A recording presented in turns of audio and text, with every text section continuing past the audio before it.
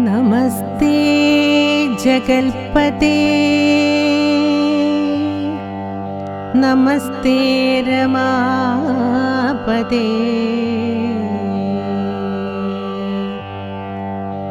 നമസ്തേ ദാശരഥേ നമസ്തേ സതാം പതേ നമസ്തേ വേദപദേ. നമസ്കാരം. രാമായണ പാരായണത്തിലേക്ക് ഒരിക്കൽ കൂടി സ്വാഗതം. നമ്മൾ 6 കാണ്ഡങ്ങളും കഴിഞ്ഞ് രാമായണത്തിലെ സ്തുതികളെ കുറിച്ചും പരാമർശിച്ചുകൊണ്ട് നമ്മുടെ പ്രേക്ഷകർ ലോകത്തിന്റെ വിവിധ ദേശങ്ങളിൽ നിന്നും അയച്ചു തന്ന ചില ചോദ്യങ്ങൾ നമ്മുടെ ആചാര്യൻ ശ്രീ ഗോപിനാഥ് പുത്രക്കയോട് ചോദിക്കുകയാണ്. ഇത് ഇന്ത്യയിൽ നിന്ന് മാത്രം പുറത്തുനിന്നും ചില നമ്മുടെ ഈ എപ്പിസോഡുകൾ കണ്ട ചില വ്യക്തികൾ അവരുടെ അപ്പോ ഇതാദ്യം നമ്മുടെ ലോക്കൽ നമ്മുടെ ഇടപ്പള്ളിയിൽ നിന്ന് തന്നെയാണ്. എറണാകുളത്തെ ഇടപ്പള്ളിയിൽ നിന്നാണ്. സുരേഷ് നാരായണൻ എന്ന ഒരു വ്യക്തിയാണ് അദ്ദേഹം ഒരു ചോദ്യം ചോദിച്ചിരിക്കുന്നത്. രാമായണത്തിലെ ഏറ്റവും വലിയ കോൺട്രവേഴ്സ്യൽ ആയിട്ടുള്ള ഒരു സബ്ജക്റ്റ് ആണ് പലലമതും പരിചിനോട് ഉടക്കുവാൻ ചിക്കിഞ്ഞാൻ എന്ന സുന്ദരകാന്ഡത്തിലെ സീത ഹനുമൽ സംവാദത്തിൽ അതിനെ പറയുന്നത് പലപ്പോഴും ആ പലലം എന്നുള്ള അർത്ഥം അവർ മാംസം എന്ന സീതാദേവി മാംസം ഉണക്കിക്കൊണ്ടിരിക്കുകയായിരുന്നു എന്നൊരു അർത്ഥമുണ്ട്. അദ്ദേഹം ചോദിച്ചിരിക്കുന്നത് ഇതാണ്, അതിന്റെ എന്താണ് അതിന്റെ സാരാംശം, ഇത് സത്യമാണോ ഇല്ലയോ എന്നുള്ളതാണ് ശ്രീ സുരേഷ് നാരായണൻ ചോദിച്ചിരിക്കുന്നത്. തീർച്ചയായിട്ടും ഈ പലലം എന്ന വാക്കിന് വേറൊരർത്ഥമുണ്ട്, വ്യത്യസ്തമായ അർത്ഥമുണ്ട്. ശബ്ദത്താരാവലിയിൽ ഉണ്ട്. പലലം തിലമാശ്രിത്യ, തിലം എന്ന് പറഞ്ഞു കഴിഞ്ഞാൽ എള്ളാണ്, പലർക്കും അറിയില്ല അത്. പലലം തിലമാശ്രിത്യ എന്ന പ്രയോഗമുണ്ട്. തിലത്തെ ആശ്രയിച്ചുണ്ടാക്കുന്നതായ ഒരു ഭക്ഷണമാണ് പലലം എന്ന് പറയാറുണ്ട്. ഇനി പലലം എന്ന വാക്കിന് പരക്കുന്നത്, പടർക്കുന്നത് എന്നും അർത്ഥമുണ്ട്. അപ്പൊ ഇവിടെ ഈ തിലവുമായി എള്ളുമായി ബന്ധപ്പെട്ട് തിലമാശ്രിത്യ, എള്ളിനെ ആശ്രയിച്ചുള്ള ഒരു ഔഷധമായിട്ട് പലലത്തെ നമുക്ക് കാണാൻ സാധിക്കും. പ്രത്യേകിച്ചും ഇതിനൊരു സാങ്കത്യമുണ്ട്. കാരണം എന്താണെന്ന് വെച്ച് കഴിഞ്ഞാൽ ശ്രീരാമൻ ഈ ധർമ്മപ്രചരണാർത്ഥം യാത്ര ചെയ്യുന്ന വേളയിൽ അദ്ദേഹം വ്രതം ആചരിച്ചാണ് ജീവിക്കുന്നത്. വ്രതപുരുഷനാണ്, അല്ലെങ്കിൽ വ്രതം ആചരിച്ചാണ്, ഒരു വ്രതം ഏറ്റെടുത്തിരിക്കുകയാണ്. അവിടെ ഒരിക്കലും രാമൻ മാംസം കഴിക്കുന്നു എന്ന് പറയുന്നത് അനുചിതമാണ്. അവിടെ അദ്ദേഹം കഴിച്ചത് ശരിക്കും പറഞ്ഞു കഴിഞ്ഞാൽ ആയുർവേദത്തിൽ തന്നെ ഏറ്റവും ഉത്തമമായിട്ടുള്ള ഒരു ഭക്ഷണമാണ്. എള്ളും നെയ്യും ചേർത്ത് ഉണ്ടാക്കിയെടുക്കുന്ന ഒരു വളരെ ഔഷധയുക്തമായ ഒരു ഭക്ഷണമാണ് ഈ പലലം എന്ന് പറയുന്നത്. ആയുർവേദത്തിലുള്ളത്. ആയുർവേദത്തിന് പ്രത്യേകത എന്താണെന്ന് വെച്ച് കഴിഞ്ഞാൽ ആയുർവേദത്തിൽ പല ഔഷധങ്ങളുണ്ട്. കഷായമുണ്ട്, അരിഷ്ടമുണ്ട്, ലേഹ്യമുണ്ട്, പ്രാശമൊക്കെ ഉണ്ട്. ഇതിനെല്ലാം അപ്പുറത്തുള്ളതാണ് പലലം. അതാണ് തിലമാശ്രിത്യ എന്ന് പറയാൻ കാരണം. തിലവുമായി ബന്ധപ്പെട്ട്, തിലം എന്ന് പറഞ്ഞാൽ എള്ളാണ്. എള്ളിന് വളരെയധികം ഇതുള്ളത്, ഇത് ഭൂയിഷ്ടമാണ്, അല്ലെങ്കിൽ ഈ പറയുന്ന പോലെ ധാതുപുഷ്ടി ഉണ്ടാക്കുന്നതാണ് എള്ള്. ആ എള്ള് കൊണ്ടുണ്ടാക്കുന്ന ഒരു ഔഷധമാണ് ഈ പലലം എന്ന് ഒരു വ്യാഖ്യാനവും ഇതിനുണ്ട്. അത് നമ്മൾ മനസ്സിലാക്കണം. അല്ലാതെ ഒരു വാക്ക് കാണുമ്പോൾ പെട്ടെന്ന് അത് മാംസമാണെന്ന് അങ്ങോട്ട് തിരിച്ചിട്ട് കാര്യമില്ല. അപ്പൊ അങ്ങനെ ഈ ഒരു യാത്രയിൽ, രാമന്റെ ഈ ധർമ്മപ്രചരണ യാത്രയിൽ രാമൻ ഉപയോഗിച്ചിരുന്നത് ഈ പറയുന്ന ഔഷധയുക്തമായ ഭക്ഷണം ആണെന്നുള്ളതാണ് ഞങ്ങളുടെ അഭിപ്രായം. അങ്ങനെയാണ് മനസ്സിലാക്കേണ്ടത്. നമുക്ക് രണ്ടാമത്തെ ചോദ്യത്തിലേക്ക് പോകാം. രണ്ടാമത്തെ ചോദ്യം പാതാളത്തു നിന്നും ശ്രീ രാജേഷ് ചോദിച്ചിരിക്കുന്നതാണ്. അതിനകത്ത് ഈ റെഫറൻസ് ഇങ്ങനെയാണ്: വൈകുണ്ഠൻ ദശരഥ നന്ദനൻ ബാലിതൻ വക്ഷപ്രദേശത്തെ ലക്ഷ്യമാക്കിക്കൊണ്ടു വൃക്ഷ ഷണ്ഡം മറഞ്ഞു മഹേന്ദ്രാസ്ത്രം തൊടുത്തു. വൃക്ഷത്തെ മറയാക്കിക്കൊണ്ട് ബാലിയെ ഉറലിൽ നിന്ന് അല്ലെങ്കിൽ പ്രതീക്ഷിക്കുന്ന ഒരു ചോദ്യം. കാരണം ബാലി തമോ ഗുണം മുന്നിൽ നിന്ന് പ്രവർത്തിക്കുന്ന ഒരു വ്യക്തിയാണ്. തമോ ഗുണാധിഷ്ഠിതമായ കർമ്മം ചെയ്യുന്ന വ്യക്തിയാണ് ബാലി. അപ്പൊ ബാലിക്ക് ഒരു പ്രത്യേകത ഉള്ള എന്താണെന്ന് വെച്ച് കഴിഞ്ഞാൽ ബാലിയുടെ മുമ്പിലേക്ക് ആര് ചെന്ന് കഴിഞ്ഞാലും ആ ചെല്ലുന്ന വ്യക്തിയെ പോലും ബാലിയുടെ കീഴിലാക്കാനുള്ള കഴിവായിക്കൊണ്ട് ബാലിക്ക്. അപ്പൊ നമ്മളൊരാൾ ബാലിയുടെ മുമ്പിലേക്ക് ചെല്ലുവാണ്, നമ്മൾ ചെന്ന് കഴിയുമ്പോൾ ബാലി നമ്മെ പോലും അവന്റെ ആളാക്കി മാറ്റും. അതാണ് ആരെങ്കിലും നേരെ വന്നു കഴിഞ്ഞാൽ പകുതി ഇങ്ങോട്ട് കിട്ടും എന്ന് പറയുന്നത്. ശക്തി കിട്ടുക എന്ന് പറയുന്നത് വെറുതെ കിട്ടുന്നതല്ല, അവനെയും കൂടി ഇങ്ങോട്ട് ആകർഷിച്ചെടുക്കും. അതാണ് ബാലിയുടെ വാലിൽ പെട്ടുപോയി കഴിഞ്ഞാൽ പിന്നെ നമുക്ക് രക്ഷപ്പെടാൻ സാധിക്കില്ല. കാരണം അത് അതേപോലൊരു കാമമാണ്. ആ കാമം എന്ന് പറഞ്ഞു കഴിഞ്ഞാൽ എങ്ങനെയാ? തമോ ഗുണാധിഷ്ഠിതമായ കാമമാണ്. അതിൽ നമുക്ക് രക്ഷപ്പെടാൻ സാധിക്കില്ല. അതാണ് ബാലിയുടെ ഒരു പ്രത്യേകത എന്ന് പറയുന്നത്. അപ്പോ ഇവിടെ എന്താണ് ശരിക്കും സംഭവിച്ചത്? ഈ ഒളിയമ്പെന്നുള്ള ഒരു പ്രയോഗം മാറ്റിവെക്കുക. രാമൻ എന്തുകൊണ്ട് ബാലിയുടെ മുമ്പിൽ ചെന്നില്ല എന്നുള്ളതാണ് നമ്മൾ മനസ്സിലാക്കേണ്ട കാര്യം. രാമൻ ഗുരുവാണ്. ഗുരുക്കന്മാർക്ക് ഒരു പ്രത്യേകതയുണ്ട്, അനഭിമതന്മാർക്ക് ദർശനം കൊടുക്കില്ല. ഈ അനഭിമതനായിട്ടുള്ളവൻ എത്രമാത്രം ശക്തനായാലും, എത്രമാത്രം സമ്പന്നനായാലും, എത്രമാത്രം കഴിവുള്ളവനായാലും അത്തരത്തിലുള്ളവർക്ക് ഗുരുക്കന്മാർ ദർശനം കൊടുക്കില്ല. ഒരിക്കലും അഭിമതനല്ല ബാലി, ശക്തനാണ്. പക്ഷെ അങ്ങനെയുള്ള ശക്തിമാനാണെങ്കിൽ പോലും ആ ശ്രീരാമന് ബാലിയെ അംഗീകരിക്കാൻ സാധിക്കില്ല. ഒളിഞ്ഞു നിന്നേ പറ്റുള്ളൂ. ഒളിഞ്ഞു നിന്നുകൊണ്ട് തന്നെ സുഗ്രീവനെ സഹായിക്കണം. കാരണം ഇവൻ സുഗ്രീവനാണ്. ആ സുഗ്രീവനിലെ സുഗ്രീവത്വം ഞാൻ ആദ്യം പറഞ്ഞല്ലേ, ആ സുഗ്രീവത്വം സാക്ഷാൽ ശ്രീരാമചന്ദ്രൻ അറിയാം. അതുകൊണ്ടാണ് ഒളിഞ്ഞു നിന്നത്. ഒളിഞ്ഞു നിന്നിട്ട് സുഗ്രീവന് ബാലിയെ എങ്ങനെ വധിക്കണം എന്നുള്ളത് കാണിച്ചു കൊടുത്തു. അല്ലാതെ ചതിയല്ല. മനസ്സിലായില്ലേ? ചതിയല്ല. ഒരിക്കലും അങ്ങനെ ചതിക്കേണ്ട ആവശ്യം സൂര്യവംശ രാജാവായ ശ്രീരാമനില്ല എന്നർത്ഥം. അത് അങ്ങനെയാണ് പഠിക്കേണ്ടത്, അങ്ങനെയാണ് വ്യാഖ്യാനിക്കേണ്ടത്. ഇപ്പൊ നമ്മളൊരു കാവ്യം പഠിക്കുമ്പോൾ ആ കാവ്യത്തിന്റെ വാച്യാർത്ഥമല്ല പ്രമാണമായിട്ട് എടുത്തേണ്ടത്, അതിലടങ്ങിയിരിക്കുന്ന ദാർശനികാർത്ഥം, അതിന്റെ സങ്കല്പം, അത് നമ്മൾ പഠിക്കണം. ഞങ്ങളെയൊക്കെ അങ്ങനെയാണ് ഗുരുക്കന്മാർ പഠിപ്പിച്ചത്. അതുകൊണ്ടാണ് ഈ രീതിയിൽ ഇതിനെ കാണുവാൻ ശ്രമിക്കുന്നത്. ഒരു ചോദ്യം കൂടി, നമ്മള് രാവണനെ കുറിച്ച് ഇവിടെ പ്രതിപാദിച്ചിട്ടുണ്ടായിരുന്നു. ഈ രാവണന്റെ 10 തലകൾ, 10 തലകളെ കുറിച്ച്, 10 തലകൾ ഒരു വ്യക്തിക്ക് സാധ്യമാണ്. മനുഷ്യന് അല്ലെങ്കിൽ രാക്ഷസനാണെങ്കിലും ഒരു 10 തലകളും 10 കൈകളും 20 കൈകളും സാധ്യമാണോ എന്നൊരു ചോദ്യം ഇടപ്പള്ളിയിൽ നിന്ന് ശ്രീ രാജഗോപാൽ ചോദിച്ചിട്ടുണ്ട്. അതിനെ കുറിച്ചൊന്ന്. അങ്ങനെ ഇതൊരു വിശേഷണമാണ്. എന്നാൽ ദശരഥന്റേതും വിശേഷമാണ്. അതും പറയാം നമുക്ക്. ഇപ്പൊ ദശരഥൻ എന്ന് പറയുമ്പോൾ തന്നെ അദ്ദേഹത്തിന്റെ ദശമാനങ്ങളാണ്. അത് പറഞ്ഞിട്ട് ഇത് പറയാം. ദശമാനം എന്ന് പറഞ്ഞു കഴിഞ്ഞാൽ ഡൈമെൻഷൻ എന്ന് പറയും നമ്മൾ സാധാരണ. അങ്ങനെ ഒരു ദശമാനത്തിനുടമയായിരുന്നു ദശരഥൻ. വലിയൊരു ചക്രവർത്തിയായിരുന്നു അദ്ദേഹം. മഹാചക്രവർത്തിയായിരുന്നു, സാർവഭൗമനായിരുന്നു. അപ്പോ ആ ചക്രവർത്തിയുടെ ലോകം മുഴുവൻ വ്യാപിച്ചു നിൽക്കുന്ന ആ ഒരു സിദ്ധി വൈഭവങ്ങളെ പറ്റിയാണ് ആ ദശരഥത്വം കൊണ്ട് ഉദ്ദേശിക്കുന്നത്. അദ്ദേഹത്തിന് വേറൊരു പേരുണ്ട്. ഈ കർമ്മം കൊണ്ടാണ് ഒരാള് പേര് ആർജിക്കുന്നത്. എന്നാൽ ദശരഥനെ എന്തുകൊണ്ട് ദശമുഖൻ എന്ന് പറഞ്ഞില്ല? കാരണം അദ്ദേഹം അർത്ഥകാമങ്ങളെ ധർമാധിഷ്ഠിതമായിട്ടാണ് അനുഭവിച്ചത്. അതുകൊണ്ട് ഒരിക്കലും ദശമുഖൻ എന്ന് പറയില്ല. ദശരഥൻ എന്ന് പറയുന്നത് അങ്ങേരുടെ കഴിവാണ്. ഒരു ക്ഷത്രിയന്റെ, ഒരു സാർവഭൗമന്റെ കഴിവ്, മാനം, ലോകത്തെ മുഴുവൻ തന്റെ അധീനതയിലെ ധർമ്മമാർഗത്തിലൂടെ കൊണ്ടു നിർത്താനുള്ള ഒരു കഴിവ് കൊണ്ടാണ്, ആ ഒരു മാനം കൊണ്ടാണ് അദ്ദേഹം അങ്ങനെ വളർന്നത്.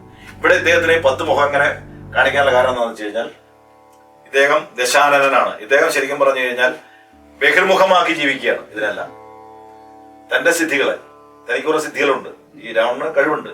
ആ കഴിവിനെ, അതായത് 10 ഇന്ദ്രിയങ്ങളെയും 5 ജ്ഞാനേന്ദ്രിയങ്ങളെയും 5 കർമ്മേന്ദ്രിയങ്ങളെയും ഒക്കെ ബഹിർമുഖമാക്കി പുറത്തേക്ക് കാണിച്ച്, എപ്പോഴും അങ്ങനെയുള്ള ആളുകളല്ലേ,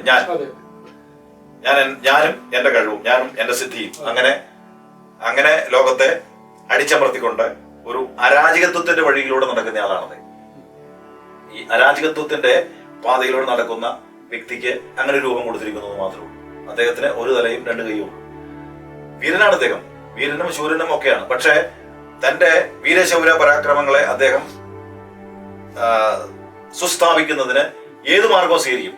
അതാണ് അദ്ദേഹം ബാലിയുടെ കൂടെ പോയിട്ടുണ്ട്. ഈ രാവണൻ എന്ന് പറയുന്ന വ്യക്തി ബാലിയുടെ കൂടെ പോയിട്ടുണ്ട്. ബാലിയുടെ ബാലിത്വം കിടന്നു എന്നാണ് പറയുന്നത് വളരെ കാലം. കാരണം തന്റെ ആധിപത്യത്തിന് വേണ്ടിയിട്ട് ആരെയും കൂട്ടുപിടിക്കുന്ന, തമോഗുണം മുന്നിൽ നിർത്തി ജീവിക്കുന്ന ഒരു വ്യക്തിയാണ് രാവണൻ. എല്ലാ ഇന്ദ്രിയങ്ങളെയും ബഹിർമുഖമാക്കി ഈ ലോകത്ത് അരാജകത്വം സൃഷ്ടിക്കുന്ന വ്യക്തിയാണ് രാവണൻ. ആ പേര് തന്നെ അതാണ്, രാവണൻ.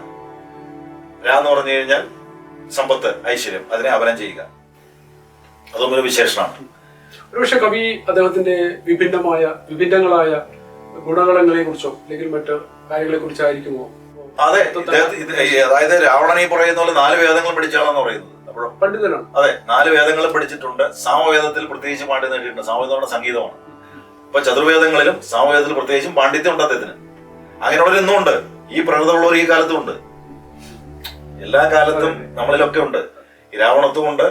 അതുപോലെ അതാണ് രാക്ഷസ പ്രഭുത്വം എന്ന് പറയുന്നത്. രാക്ഷസ പ്രഭുത്വം എന്ന് പറയുന്നതിന്റെ ഒരു സ്ഥൂല രൂപമാണ് 10 തല എന്ന് പറയുന്നത്, 20 കൈ എന്ന് പറയുന്നത്. അടുത്ത ചോദ്യത്തിൽ നമുക്ക് കിടക്കാം. ഇപ്പോ ഇതിൽ നിന്ന് നമ്മൾ ഇത്രയും പാരായണം ചെയ്യുന്നത് വിഭിന്നമായിട്ട്, ഈ 6 കാണ്ഡങ്ങളിൽ നിന്ന് വ്യത്യസ്തമായിട്ട് നമുക്ക് ഉത്തര രാമായണത്തിലേക്ക് പോവാം. രാമായണം അതിന്റെ വശങ്ങളെ കുറിച്ച് അങ്ങ് സംസാരിച്ചാൽ മതി. അവിടെ ശംഭൂകൻ, ഇത് വളരെ ഒരു ജാതിപരമായ വ്യത്യാസം രാമനുണ്ട് എന്ന് സ്ഥാപിച്ചെടുക്കാൻ ചിലർ ചോദിക്കുന്ന ചോദ്യങ്ങളിലൊന്നാണ്. ശംഭൂകനെ ഒരു ശൂദ്രനായതുകൊണ്ടാണ് രാജാവായ രാമൻ വധിച്ചത് എന്നുള്ള ഒരു ആരോപണം ചില കോണുകളിൽ നിന്നും തുടർച്ചയായി കേൾക്കുന്നുണ്ട്. അതിന്റെ വാസ്തവം എന്താണ്? ഈ ചോദ്യം ചോദിച്ചിരിക്കുന്നത് ബ്രിട്ടനിൽ നിന്നും ശ്രീ കിരൺ എന്ന് പറഞ്ഞൊരു വ്യക്തി. അദ്ദേഹം സ്ഥിരമായിട്ട് നമ്മുടെ പഠിക്കണം, നല്ല കാര്യമാണത്. അപ്പൊ ശംഭുകൻ എന്ന് പറയുന്ന വ്യക്തി ആരാണെന്നുള്ളതിനോട് പ്രസക്തി ഇല്ല. പക്ഷെ അദ്ദേഹം എന്ത് ചെയ്തു എന്നുള്ളതാണ്. അപ്പൊ അദ്ദേഹം തലകീഴായി തപസ് ചെയ്തു. ഈ തപസ് എന്ന് പറയുമ്പോൾ എന്താണ്? ശരിക്കും പറഞ്ഞു കഴിഞ്ഞാൽ നമ്മുടെ ഈ കർമ്മ പദ്ധതികൾക്കുള്ള ഒരു പ്രാഥമിക പ്രവർത്തനമാണ് തപസ് എന്ന് പറയുന്നത്. ഈ തപസ് എന്ന വാക്ക് കേൾക്കുമ്പോൾ എല്ലാവരും ധാരണ എവിടെയെങ്കിലും വനത്തിന്റെ കോണിൽ പോയി ഒരു മരത്തിന്റെ ചുവട്ടിൽ കണ്ണടച്ചിരിക്കുന്നതാണ്. അതാണോ തപസ്? അല്ല. ഇപ്പോ നമ്മളൊരു കാര്യം ചെയ്യുന്നതിന് വേണ്ടി അവൻ ആ കാര്യത്തിന്റെ ഫലപ്രാപ്തിക്ക് വേണ്ടി തപസ് തുടങ്ങിയിട്ട് കാലം കൊല്ലയായി എന്ന് പറഞ്ഞതിന്റെ അർത്ഥം എന്താ? ആ ഒരു യജ്ഞം അതിൽ പൂർണ്ണമായിട്ട് മനസ്സർപ്പിച്ച് ജീവിച്ചു തുടങ്ങിയിട്ട് കാലം കുറയായി. അതാണ്. അതുപോലെ ശംഭുകൻ എന്ന് പറയുന്ന വ്യക്തി തലകീഴായി തപസ് ചെയ്ത്, ഈ തലകീഴായി തപസ് ചെയ്യുക എന്ന് പറയുന്നത് രാജ്യത്തിന് വിരുദ്ധമാണ്. നിലവിലുള്ള ഭരണകൂടത്തിന്, നിലവിലുള്ള രാഷ്ട്ര വ്യവസ്ഥിതിക്ക് വിരുദ്ധമായിട്ടാണ് അദ്ദേഹം കർമ്മപരിപാടികൾ ആവിഷ്കരിച്ചത്. അതാണ് തലകീഴായി തപസ് ചെയ്യുക എന്ന് പറഞ്ഞിരിക്കുന്നത്. മനസ്സിലായില്ലേ? ആ തപസ് തമഗുണപ്രധാനമാണ്, രജോ ഗുണമല്ല. അപ്പോ ആരും തലകീഴായി തപസ് ചെയ്യാൻ, അപ്പൊ തല കീഴായി പോവുക എന്ന് പറഞ്ഞാൽ തന്നെ താളം തെറ്റാന്ന് അർത്ഥം. അപ്പൊ അങ്ങനെ തലകീഴായി തപസ് ചെയ്ത് ഈ രാഷ്ട്രത്തിന് വിരുദ്ധമായിട്ടുള്ള കർമ്മപരിപാടികൾ ആവിഷ്കരിക്കുമ്പോഴാണ് ആ തപസ്സിനെ ഭരണാധികൾ അംഗീകരിക്കാൻ വരുന്നത്. അത് ഇന്നുണ്ട്, എല്ലാ കാലത്തും ഉണ്ട്. അത് എല്ലാ കാലത്തും നിലവിലുള്ള ഭരണകൂടത്തിനെതിരായിട്ട് ഈ പറയുന്ന പ്രവർത്തിക്കുന്ന ആളുകൾ ഇക്കാലത്തുണ്ട്. അപ്പൊ ആ വ്യക്തിയെ ശിക്ഷിക്കണം. അതാണ് രാമൻ ചെയ്തത്. അല്ല ഇദ്ദേഹത്തിന്റെ ജാതി നോക്കിയിട്ടല്ല. ഇന്നുമുണ്ടല്ലോ, ഇന്നും ലോകത്ത് ശരിയായ വ്യവസ്ഥയിൽ പോകുന്ന രാഷ്ട്രങ്ങളിൽ എവിടെയായാലും അതിന് വിരുദ്ധമായിട്ട് പ്രവർത്തിക്കുന്ന ശംഭുകന്മാരുണ്ട്. ശംഭുകന്മാരില്ലാത്ത ലോകവുമില്ല. കാരണം അവരുടെ ഉദ്ദേശം എന്താന്ന് പറഞ്ഞാൽ അട്ടിമറിയാണ്. ആ തലകീഴായി എന്ന് പറയുന്നതിന് അട്ടിമറിയാണ്. അപ്പോ ശരിക്കും പറഞ്ഞു കഴിഞ്ഞാൽ ഇന്നും ലോകത്ത് ശ്രീരാമചന്ദ്രനെ പോലുള്ളവർ പടുത്തുയർത്തിയ ധർമ്മ സാമ്രാജ്യത്തെ അടിത്തറ പറ്റിക്കുന്നതിന് അടി പറയുന്ന പോലെ അതിന്റെ അടിത്തറ ഇളക്കുന്നതിനുള്ള അട്ടിമറിക്കുന്നതിനുള്ള ശംഭുകന്മാരും ഇന്ന് ഈ ലോകത്തുണ്ടെന്നുള്ളത് നമുക്ക് അതിൽ നിന്ന് മനസ്സിലാക്കാം. ഇന്നുണ്ട്. രാമൻ കൊടുക്കുന്ന പഴങ്ങൾ മുഴുവൻ കടിച്ചിട്ടാണ് കൊടുക്കുന്നത്. അപ്പോ ശബരിയും ഒരു താഴ്ന്ന ജാതിയിൽ ഉള്ളതാണ് എന്ന് ചിന്തിച്ചാൽ അങ്ങനെ അവർ പറയുന്നുണ്ടല്ലോ, ഞാനൊരു വളരെ ഹീനജാതിയിലുള്ളതാണെന്ന്. അത് രാമൻ ഭക്ഷിക്കുന്നുണ്ട്. അങ്ങനെയുള്ള ഒരു രാമൻ എന്തിനാണ് ശൂദ്രനായ ഒരു വ്യക്തിയെ വെട്ടിക്കൊല്ലുന്നത് അല്ലെങ്കിൽ വധിക്കുന്നത്? കാരണം എന്ന് വെച്ച് കഴിഞ്ഞാൽ നമ്മൾ പിന്നെ കഴിഞ്ഞ ദിവസം പറഞ്ഞു കഴിഞ്ഞാൽ ജാതി നാമാദികൾക്കല്ല ഗുണഗണം എന്ന് രാമൻ തന്നെ പറയുന്നുണ്ട് വിഭീഷണൻ വന്നപ്പോൾ. രാക്ഷസ കുലത്തിൽ ജനിച്ചത് കൊണ്ട് വിഭീഷണൻ മോശക്കാരനാണെന്ന് പറയുന്നില്ല. രാമായണത്തിൽ രാക്ഷസന്മാരെ മുഴുവൻ രാമൻ മോശനാക്കുന്നില്ല. കുംഭകർണന്റെ നമ്മൾ കണ്ടു, വിഭീഷണനെ കണ്ടു. അപ്പൊ ജ്ഞാനികൾ അവിടെയുണ്ട്. അതുകൊണ്ട് തന്നെയാണ് ജാതി നാമാദികൾക്കല്ല ഗുണഗണം എന്ന് കഴിഞ്ഞ ദിവസം നമ്മൾ പറഞ്ഞത്. അപ്പൊ രാമൻ ഞാൻ പറഞ്ഞില്ല, രാമനെ അവകാശനാക്കുന്നതിന് കണ്ടെത്തുന്ന ചില അതുകൊണ്ട് തന്നെയാണ് നമ്മൾ ചോദിക്കുന്നതും ഇതിന്റെ കൃത്യമായ അർത്ഥം സാധാരണ ജനങ്ങളിലേക്ക് എത്ര വരാം. പറഞ്ഞല്ലോ, എങ്ങനെ ചിന്തിക്കണം നമ്മള്. ഇപ്പോഴും രാഷ്ട്ര വിരുദ്ധ ശക്തികളായ ഇഷ്ടം പോലെ ഉണ്ട്. അവരാണ് കൂടുതലും. അവർ കൂടുന്നതോറും അവിടെ കൂടിയതുകൊണ്ടാണ് പ്രശ്നം ഉണ്ടാവുന്നത്. അതല്ലേ? തല കീഴാവെന്ന് പറഞ്ഞാൽ അട്ടിമറിയാണ്. ശരിക്കും അട്ടിമറിയാണല്ലേ? അപ്പൊ അത് വളരെ പ്രതീകാത്മകമായിട്ട് വാൽമീകി ചിത്രീകരിച്ചിരിക്കുകയാണ്. അങ്ങനെ നമ്മുടെ കവികൾക്കൊന്നും തെറ്റുപറ്റില്ല. അതിന് ഇത് മനസ്സിലാക്കാനായിട്ട് വാൽമീകി രാമായണത്തിന്റെ 1ാമത്തെ അധ്യായം വായിച്ചാൽ മതി. അതില് വാൽമീകി വ്യക്തമായിട്ട് പറഞ്ഞിട്ടുണ്ട് രാമായണം എന്തിനാണെന്നുള്ളത്. നിരവധി ചോദ്യങ്ങളുണ്ട്. പക്ഷെ എന്നാലും നമ്മളെടുത്ത ഏറ്റവും പ്രധാനപ്പെട്ട ഒരു ചോദ്യം, അവസാനത്തെ ചോദ്യത്തിലേക്ക് നമ്മൾ കിടക്കുക. ന്യൂസിലാൻഡിൽ നിന്നും ദിവ്യ രാജേഷ് എഴുതി ചോദിച്ചിട്ടുണ്ട്. ഇത് സീത പരിത്യാഗം, സീതയെ രാമൻ കാട്ടിൽ ഉപേക്ഷിച്ചു ഉള്ള ഒരു ചാപ്റ്റർ ഉണ്ടല്ലോ. അതൊരു ഇമോഷണൽ ആയിട്ടൊരു ഫാക്ടർ. അത് ഉത്തരരാമായണം ആരെഴുതി എന്തെഴുതി എന്നുള്ള ഒരു വസ്തുത മാറ്റി നിർത്തിക്കൊണ്ട് എന്തുകൊണ്ടായിരിക്കാം അങ്ങനെ ഒരു രീതിയിലേക്ക് രാമന് പോകേണ്ടിരുന്നത്? രാജാവായതുകൊണ്ട് രാജ്യധർമ്മം പാലിക്കുവാൻ വേണ്ടിയാണോ? അല്ലെങ്കിൽ അത് നമുക്ക് ഈ ശംഭുകന്റെ കഥയുമായിട്ട് ബന്ധിപ്പിച്ചുകൊണ്ട് വേണ്ടി പറയാം. ഇപ്പൊ ഉദാഹരണത്തിന് ഇപ്പൊ ശംഭുകൻ താഴ്ന്ന ജാതിയിൽപ്പെട്ട ആളായതുകൊണ്ടാണ് രാമൻ വധിച്ചതെന്ന് പറയുന്നു. അങ്ങനെയാണെങ്കിൽ ഈ സീതയെ ഉപേക്ഷിച്ചത് ആര് പറഞ്ഞാണ്? വെറും ഒരു സാധാരണക്കാരനായ ഒരു അലക്കുകാരന്റെ വാക്ക് കേട്ടാണ് ഉപേക്ഷിച്ചത്. അപ്പൊ പിന്നെ അത് ചെയ്യണത് ശരിയാണോ? അപ്പൊ രാമൻ അങ്ങനെ ഈ ജാതി നാമങ്ങൾ കൊണ്ടാണ് തന്റെ കർമ്മങ്ങൾ ചെയ്യുന്നതെങ്കിൽ സീതയെ രാമൻ ഉപേക്ഷിക്കേണ്ട ആവശ്യമില്ല. ഒരു സാധാരണക്കാരനാണ് സീതാദേവിയെ പറ്റി ഒരു അപവാദം പറഞ്ഞുണ്ടാക്കിയത്. പെട്ടെന്ന് തന്നെ അദ്ദേഹം ഉപേക്ഷിച്ചു. അത് രാജധർമ്മമാണത്. ആ രാജധർമ്മം എന്ന് പറയുന്നത് എന്താണ്?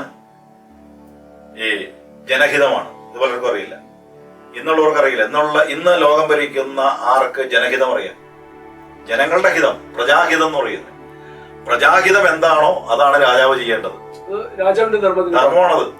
അപ്പൊ പ്രജകളുടെ ഭാഗത്ത് നിന്ന് തന്റെ വ്യക്തിപരമായ എല്ലാ ആവശ്യങ്ങളും മാറ്റിവെച്ചുകൊണ്ട് രാജ്യഹിതത്തിന് വേണ്ടി ഒരു കളങ്കമില്ലാത്ത രീതിയിൽ രാജ്യഹിതത്തിന് വേണ്ടി ഭരിക്കുക എന്നുള്ളതാണ്. അതെ.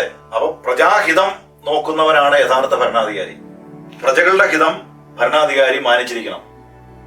അപ്പോ ഒരു അപവാദം വന്നു, ഉപേക്ഷിച്ചു വിചാരിച്ച് നമ്മൾ ഉദ്ദേശിക്കുന്ന പോലെ സീത അങ്ങനെ ഒരു സ്ത്രീയൊന്നുമല്ല, ജനകന്റെ പുത്രി. അങ്ങനെയാണ് ജനകനല്ലേ അതിന് പരാതി പറയേണ്ടത്. ജനകൻ രാജാവാ.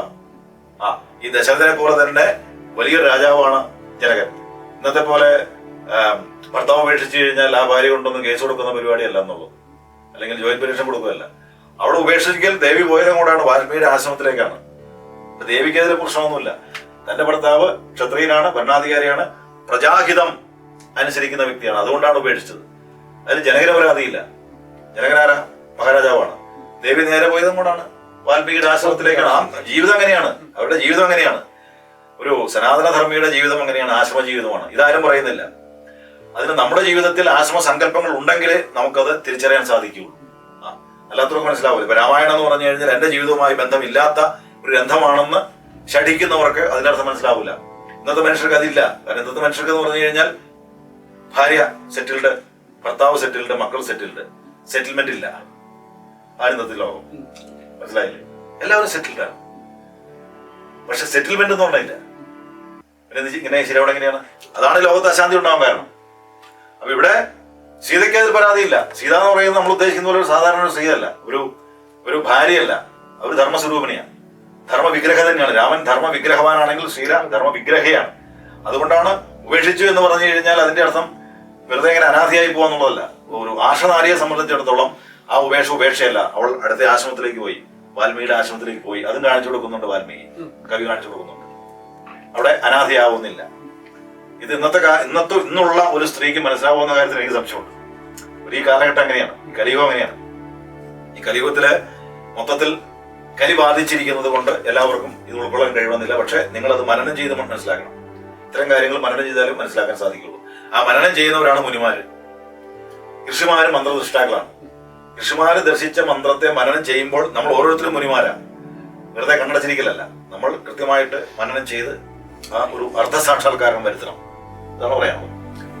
നമ്മൾ കിട്ടിയതിൽ വെച്ച് ഏറ്റവും പ്രധാനപ്പെട്ട ഒരു 5 ചോദ്യങ്ങളാണ് ആചാര്യനോട് ചോദിച്ചത്. ഇത് പലപ്പോഴും പലരും ചർച്ച ചെയ്യുന്ന ചോദ്യങ്ങളാണ്. ആ ചോദ്യങ്ങളുടെ ഉത്തരങ്ങളാണ് നിങ്ങളുടെ മുമ്പിലേക്ക് സമർപ്പിച്ചിരിക്കുന്നത്. നമ്മുടെ 31ാമത്തെ എപ്പിസോഡ് ഇവിടെ സമാപിക്കുകയാണ്. നമ്മൾ രാമായണത്തെ കുറിച്ചുള്ള വിവിധ വശങ്ങൾ നമ്മൾ സംസാരിച്ചു കഴിഞ്ഞു.